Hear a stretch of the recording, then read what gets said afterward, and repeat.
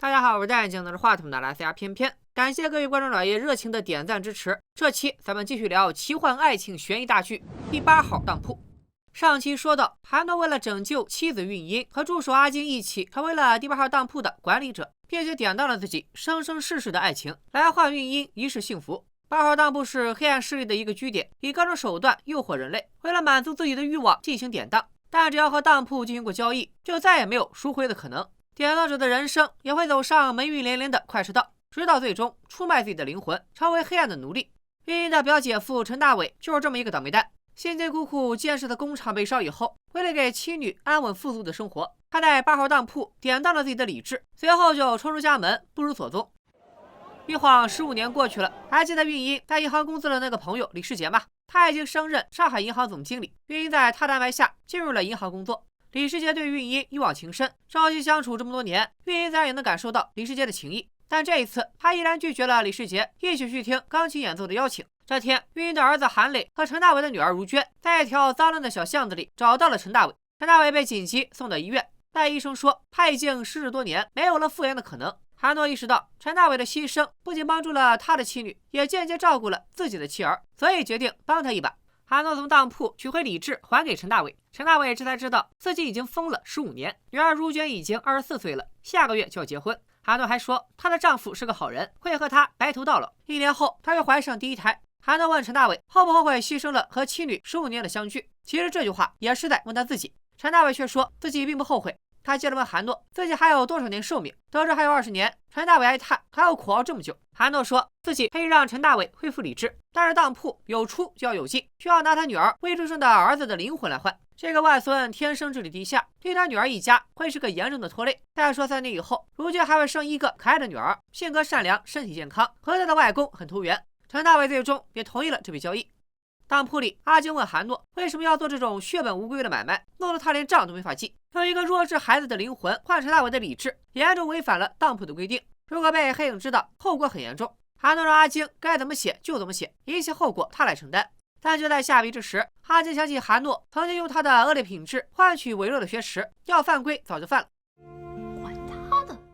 也是，经理都不怕得罪董事长，他一个秘书怕啥？于是阿金篡改了账目，写下如娟的儿子聪明绝顶，未来是个大发明家，从此走上了做假账的不归路。这里解释一下，韩诺和阿金在8号当铺待的时间越久，他们就越有可能觉醒各种各样的超能力。记账的笔不是谁都能用的，而做假账就是阿金的专属能力。就是不知道等这剧完结以后，这俩人在罗翔老师那里该拜几年。而且他那一个百年老字号，居然连个财务审计都没有，怪不得净做赔本生意。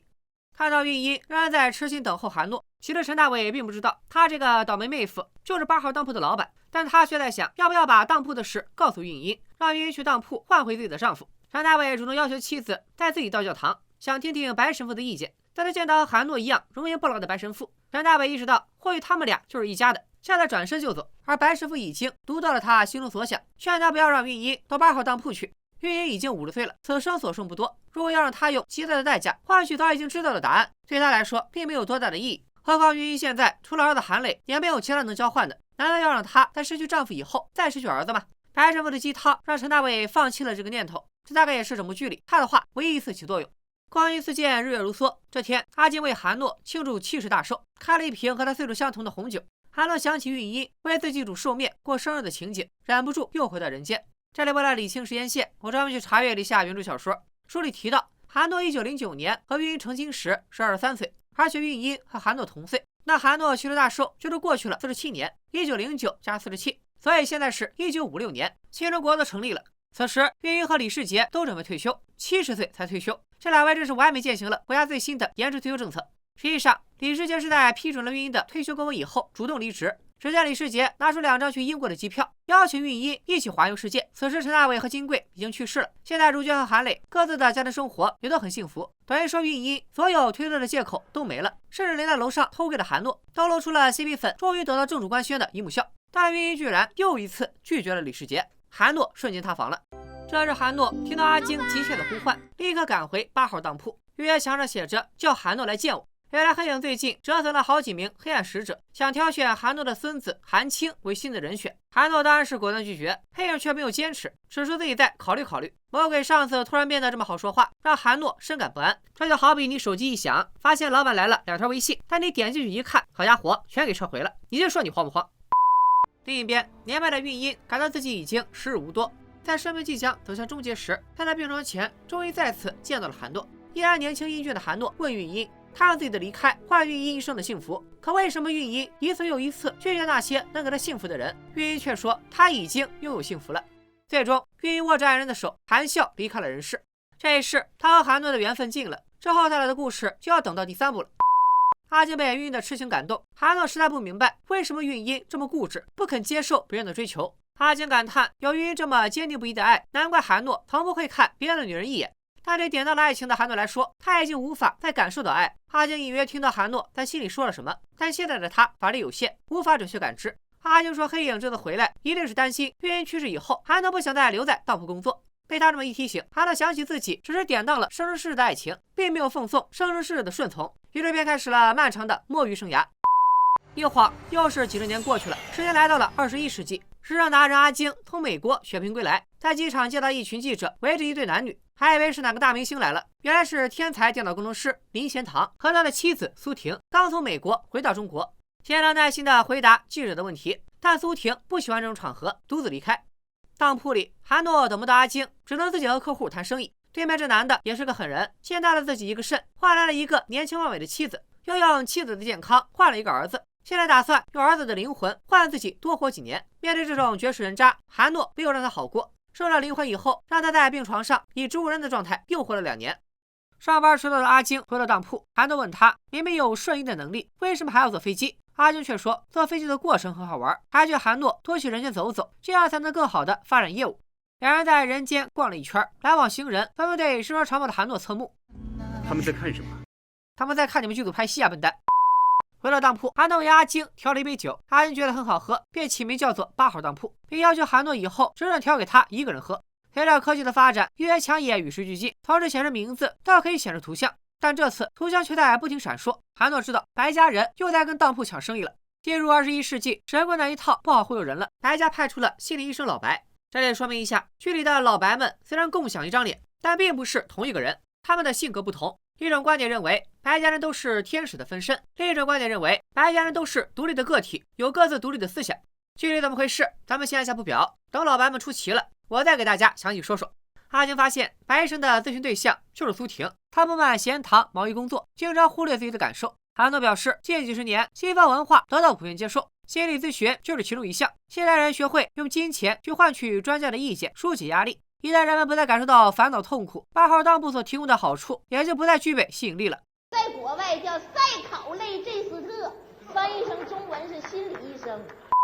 面对百年老字号的倒闭危机，阿晶求韩诺赶紧想办法。韩诺却说，白家人只希望事业大同，人人不爱平等，除非当铺有所行动，否则白家人很少主动与他们发生冲突。眼见韩诺又是先观察一阵子的躺平心态，阿晶实在忍不了了。这些年当铺的生意虽然没少过，但做的都是亏本买卖，每次他写账本的时候都要特意掩饰。阿晶看得出来，自从玉英去世，老板就一直在消极怠工，但现在当铺是他俩的一切，他们走的是一条不归路。身为永生永世的工作伙伴，韩诺不能只考虑自己，也要为他想想。感觉这剧可以改名叫怎么办？表王的我遇到了一个咸鱼领导。阿晶的话让韩诺心烦意乱，他路过一家叫磊的酒吧，转手就把8号当铺的配方透露给了酒保 Peter。有人按配方调过这款酒吗？不知道味道怎么样。苏婷刚好也来到这家酒吧，韩诺主动上前搭话。面对这个陌生人，苏婷问他是不是也有一个让他伤心的爱人。韩诺 OS 不，我只有一个让我烦心的员工。苏婷抱怨机器成了老公的小三儿，他不明白一个不懂感情的东西，就算能复制人的记忆，又有什么意义？韩诺劝他孕妇最好不要喝酒，然后为他点了一杯番茄汁。苏婷刚震惊于对方怎么知道自己怀孕，韩诺就不见了。苏婷又在心里感叹，自家老公要是有人家1万体贴就好了。回到当铺的韩诺对林贤堂来了兴趣，他的记忆网络传输研究很快就要取得突破性进展，到时人类能借助程序保存记忆，并且可以任意传输给他人，人类的灵智会在电脑网络中得到永生。等一下，这不就是元宇宙吗？隔壁扎克伯格和华远明灯都馋哭了。一旦林贤堂的研究成功，当铺就没生意可做了，所以必须阻止他。而林贤堂的软肋就是他的老婆苏婷。于是韩诺和阿晶分工合作，一个负责坑老公，一个负责骗老婆。钱塘加班3年没回家，所以说2年前的码农就已经开始穿鸽子衫了。苏婷直接来公司找他，本想告诉他自己怀孕的消息，但公司的网络突然出现一堆乱码，钱塘丢下苏婷就去处理。落寞的苏婷走在街上，阿金假装洗车泼了他一身水，又坚持要赔他一件衣服，趁机和苏婷拉近关系。在苏婷试衣服时，阿金也帮韩诺买了几件衣服。苏婷看他笑得一脸甜蜜，说他一定很爱那个男人。这句话也让阿金心里小鹿乱撞。这天是苏婷和林贤堂结婚3周年纪念日，苏婷独自一人买了蛋糕庆祝，想到自己如同守活寡的日子，泪如雨下。这时贤堂回到家，可他却只是来取一件明天会议要穿的西服，就算嗑了蛋糕，也没想起今天是什么日子。苏婷再也绷不住了，控诉贤堂只把这个家当旅馆，婚姻对他来说根本就是多余的。面对情绪崩溃的妻子，贤堂手足无措。第2天，他向公司请假，专门陪老婆补过结婚纪念日，还连夜做了行程规划。苏婷终于开心起来。可在商场替老公挑衣服时，贤堂的手机又响了，研究又出了问题，贤堂只能抛下苏婷赶往公司，连苏婷怀孕的消息都没能把她留住。合着这公司整个技术部就林贤堂一个顶事的。接下来的剧情大家应该都能猜到，没错，苏婷直接气得流产了。还好阿静急着把她送到了医院，现在连孩子都没了，苏婷终于下定决心要和贤堂离婚。不忍心他们夫妻分离的阿静悄悄打电话告诉了贤堂苏婷病房的位置。这里能看出，随着时间的推移，阿静的善心也在一点点苏醒，大概是想表达人之初性本善吧。贤堂赶到病房试图挽回，但苏婷对他已经彻底失望。3年来所有的不满和委屈全部倾泻而出，这种感觉就像我一直想要一键3连，你们却老说下次一定。贤堂觉得自己努力工作都是为了让苏婷生活得更好，而苏婷却责怪他不懂自己，跟他在一起一点都不快乐。心情郁闷的贤堂来到酒吧买醉，遇见了守株待兔的韩诺。青少年挺好喝的。很少喝酒的贤堂很快就喝到了微醺，他打开了话匣子，哀叹怎么才能读懂女人心里在想什么。韩诺递出8号当铺的名片，说这里有他想要的答案。韩诺离开时遇到了白医生，命运的钟声敲响，电光火石间，两人已经在暗中较量。贤堂醉倒在吧台，白医生看见他背上浮现当铺的记号，立马准备抢下这个客户。回到办公室，看着自己和苏婷曾经的合照，贤堂陷入了深深的思念。就是有一点我不明白，照片上苏婷这件衣服不是前2天阿晶刚给他买的吗？贤堂主动来找白医生咨询，可惜白医生是个只会关鸡汤的2把刀，面对贤堂的困惑，只会让他多听听苏婷心里的想法，又不告诉他怎么听，成功示范了一场失败的心理咨询。离开心理诊所的贤堂坐在石凳上，苦恼如何才能懂苏婷，忽然又跟痔疮爆了似的窜起来，原来是钱包里的名片灼伤了他。在他看着名片的同时，约墙上再次显示出林贤堂的名字。白医生白白给当铺送了人头，红色的轿子把贤堂送到了8号当铺。话说都21世纪了，还是红色轿子，好歹换个轿跑啊！作为假逻辑的唯物主义者，贤堂一开始并不相信当铺，但在韩诺和阿晶的有意引导下，他当掉了自己的电脑天赋，换取能听到苏婷心声的能力。演当完成后，阿晶跟贤堂说，沟通是双方面的，他不仅要了解苏婷，也要让苏婷多了解他。当铺里，韩诺问阿晶什么时候学会了关心别人，阿晶说这只是售后服务。难道韩诺以为他是个只会算计、没有感情的人吗？他到底怎么看自己？韩诺没有正面回答，只给他发了一张优秀员工卡。阿晶又想起苏婷对他说过的话，一时间心乱如麻。你一定很爱你的老板。赶回家的贤堂看见苏婷收拾好了行李箱，立刻上前阻止。已经拥有读取老婆心声能力的他，果然句句都说到了苏婷的心里。面对丈夫的巨变，苏婷暂时放下了离婚的念头。第2天，两人一起逛街，贤堂处处顺着苏婷的想法，只要他心里想到什么就马上去做，让苏婷觉得他好了有点不真实。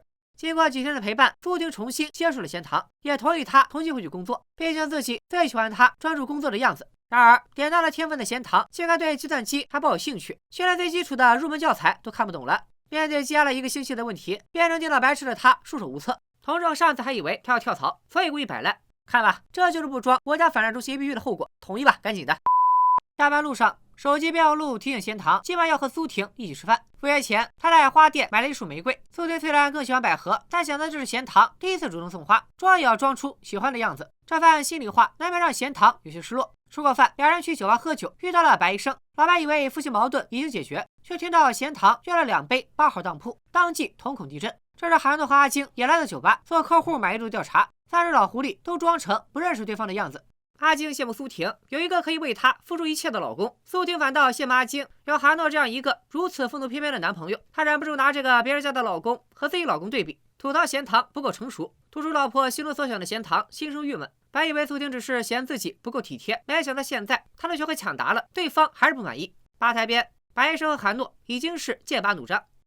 阿江以为8号当铺是自己的专属，没想到韩诺不仅请对家喝，还把配方写给了酒保，允许他卖给其他客人。郁闷的他直接要了一瓶威士忌。喝醉了的阿晶一边抱怨，一边抱着韩诺不让他走。以前他一直以为自己天不怕地不怕，可现在他害怕寂寞。韩诺以为他在说对话，却听到阿晶对自己说出了那3个字：我爱你。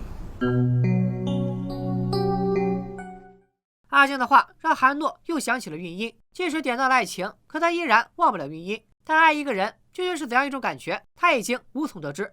他跟韩诺各表一枝，苏婷跟人约好了要去做头发，但嫌他一直待在家里，自己也不好意思出门，心里就埋怨老婆怎么还不去上班。看到这里，我都有点替贤堂生气了。用一句台湾谚语来说，就是你到底要我怎样嘛？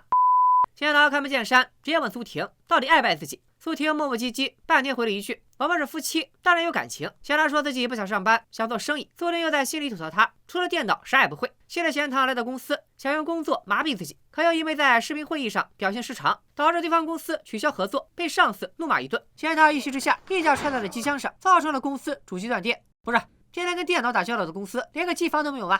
因为给公司造成了严重损失，贤堂被老板停薪留职。他来到酒吧借酒浇愁，苏婷和阿晶恰好也在。苏婷说自己现在确实不太寂寞，但心里的空虚却一天比一天多。他终于明白一件事，自己和贤堂3观不合，从头到脚都是2个世界的人。他不爱，也无法勉强自己去爱这个人。大姐，你咋不早说呀？人家连元宇宙都赔上了。清楚读到苏婷想法的贤堂黯然离开酒吧，喝得醉醺醺回家，穿着皮鞋踩沙发。苏婷在心里抱怨，为什么他这么邋里邋遢？贤堂大声宣布自己要辞职改行。苏婷又吐槽他自己怎么这么奇怪，这句话让贤堂一下子爆发，和苏婷大吵了一架。他说苏婷根本不知道那些研究对自己有多重要，却只要求自己改变。为了挽留苏婷，他甚至去跟魔鬼做交易，可苏婷还不满足。我没有要你为我改变，就算你怎么改变，也不是我欣赏的类型。等贤堂气得冲出家门，苏婷才开始后悔自己刚才说话太过分。在小区楼下喝着酒，穿着无所谓的贤堂，忽然就被白医生灌了毒鸡汤。你有一个舒适美满的家庭，你有一个挚爱你的妻子，你花了这么大的代价，却付出这么多，交换的怎么能说没有呢？在白医生的2次追攻下，贤堂决定去8号当铺换回自己的天分。老白，你真的不是黑影派来的卧底吗？预言墙上再次显示出林贤堂的名字，连韩露都被惊得以眼换装。面对病急乱投医的贤堂，阿金质问他还有什么比天分更珍贵的典当物。韩诺却同意贤堂用听觉换回他的天分。失去听觉的贤堂回到家，对苏婷的道歉充耳不闻，因为他还在发泄对自己的不满。贤堂只说自己愿意付出一切来维护这段婚姻，守护这个家，但如果苏婷还想离婚，他也答应，并且拟好了离婚协议书，签上了自己的名字。在公司，贤堂又变回了那个电脑天才，成功帮公司拿下了合作伙伴的大单，但他再也听不到上司的奖赏、同事的掌声。苏婷的生活恢复了往日的平静，他不想签离婚协议，需要能和贤堂重修旧好。苏婷给贤堂发了短信，约了下午5点见面。贤堂以为老婆要谈离婚，去花店买了他最喜欢的百合作为告别礼物。看到苏婷的笑脸，他不顾一切的飞奔过去。我真的听不见啊！老婆流产，老公车祸，那个年代的剧，这些桥段确实都是标配。贤堂用尽最后的力气把话送到苏婷手里，说出了最后一句“我爱你”，怀着对妻子的无限眷恋，离开了这个世界。这个故事告诉我们，过马路一定要看红绿灯，建议弯弯的地方台尽快引进谈谈交通。当铺里感觉到贤堂死讯的阿晶问韩诺是不是早就知道他会死。韩诺说无论是否换回他的天分，林贤堂都只剩10天的寿命。阿晶这才明白为什么韩诺同意做这笔亏本买卖，这个面冷心冷的老板还是他熟悉的韩诺。因为林贤堂的去世，人类科技倒退了20年，至今没有研究出元宇宙，所以8号当铺果然是万恶之源。以上就是第8号当铺8到12集的内容。玉英等了韩诺一辈子，李世杰也等了玉英一辈子。在这种完美到近似童话的绝美爱情之后，紧接着就是苏婷和贤堂的现实爱情。虽然这个单元重点阐述的是婚姻中的相处之道，但主题也是爱情。有意思的是，这个单元故事里的婚恋金句，分别是从代表光明的白医生和代表黑暗的韩诺嘴里说出来的。爱情不是婚姻的全部，只是开启结婚大门的一把钥匙。婚姻除了爱情之外，还有信任、了解、依赖、关怀、无限的牺牲奉献。他们夫妻如果和乐，林贤堂怎么会后悔？因误会而结合，因了解而分开。了解之后，跟着来的大都是觉悟。虽然没有明确的官方说明，但很多观众都认为黑影的真实身份其实就是老白，或者说8号当铺和白家之间虽然有竞争，但并不是死敌，而是类似分店和总店的关系。理由是8号当铺想要的圣洁灵魂一开始都是白家人先接触的，而白家人也并没有哪一次真正阻止了典当者与当铺交易，看上去就像是一个唱红脸，一个唱白脸，最后为的都是人类的灵魂。这种观点乍听上去有些道理，但我并不这么认为。光明与黑暗的争斗是影视作品里常见的母题，黑暗力量主动诱惑人堕落，光明力量劝人向善，但见效缓慢，也是常见的设定。光明与黑暗是人性的两面，每个人都有想要满足的欲望，与当铺交易是一种捷径，但必然也会付出堕落的代价。虽然白家人的力量不比当铺弱，但不会用这种力量随意影响他人，而是让人自己发现生命中真正的美好，同时尊重每个人的选择。因为如果光明的一方也轻易满足人的欲望，人类就会失去奋斗的动力，最终同样会导致灵魂的堕落。说回贤堂和苏婷，虽然这一单元的剧情还让人恐婚，但编剧的本意只是想告诫观众要谨慎的选择感情，认真的经营婚姻，否则就算掌握了读心术，也无法保证一定能在婚姻中得到幸福。林贤堂失去听觉，隐喻的就是感情中的单向沟通，但其实他失去听觉以前，也很少去倾听妻子说过什么。就算他有了读心术，听到了苏婷内心的想法，面对他的言不由衷、表里不一，也并不知道该怎么应对。其实，在感情中，违心的欢喜是常有的事，就算强颜欢笑，也只是为了维护这段感情。懂得论迹不论心，还是聪明人该采取的做法。每时每刻都能听见对方的心声，还是挺可怕的。所以，个人信息保护法的实施真的很有必要。送走了林贤堂，8号当铺又迎来新的客人刘志芳。下个单元讲述的是亲情，欲知后事如何，且听下回分解。拜了个拜。